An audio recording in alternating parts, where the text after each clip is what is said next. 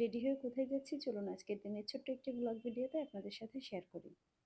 Hello everyone, আসসালামু আলাইকুম। আমি লামিয়া আপনাদের সাথে আছি লামিয়া গ্রেস থেকে। আশা করি সবাই খুব ভালো আছেন। আমি আলহামদুলিল্লাহ ভালো আছি।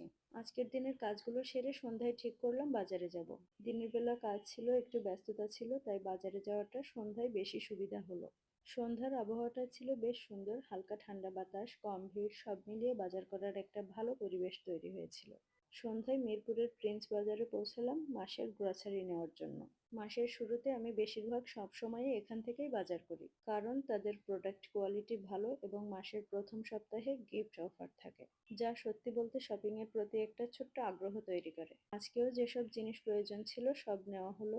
5 লিটার সয়াবিন তেলের সাথে অতিরিক্ত 2 লিটার তেলও নিয়ে নিলাম, যেন মাসের শেষে কম না পড়ে।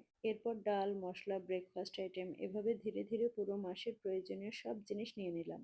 সন্ধ্যার পর বাজার করার একটা সুবিধা হলো লাইন ভিড় কম থাকে, তাই প্রতিটা জিনিস দেখে শুনে নেওয়ার সময়ও বেশি পাওয়া যায়। প্রিন্স বাজারের ভেতর নবান্ন অফারের পোস্টারগুলোও চোখে পড়লো। 27 নভেম্বর থেকে 8 ডিসেম্বর পর্যন্ত অনেক জিনিসের ছাড় চলছে।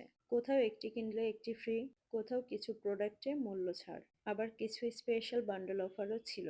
তাদের গিফট লিস্টটা এরকম ছিল: 3 থেকে 5 হাজার টাকার বাজারে 1 পিস ম্যাকারনি গিফট, 5,100 থেকে 7,000 টাকার বাজারে 1 পিস ডিটারজেন্ট পাউডার, 7,100 থেকে 9,000 টাকার মধ্যে 4 পিস জেসমিন মিল্ক ক্রিম সাবান, 9,100 থেকে 11,000 টাকার বাজারে 1 সেট স্টোরেজ বক্স, আর 11,000 টাকার উপরে বাজার করলে ছিল 1 পিস হটপট গিফট।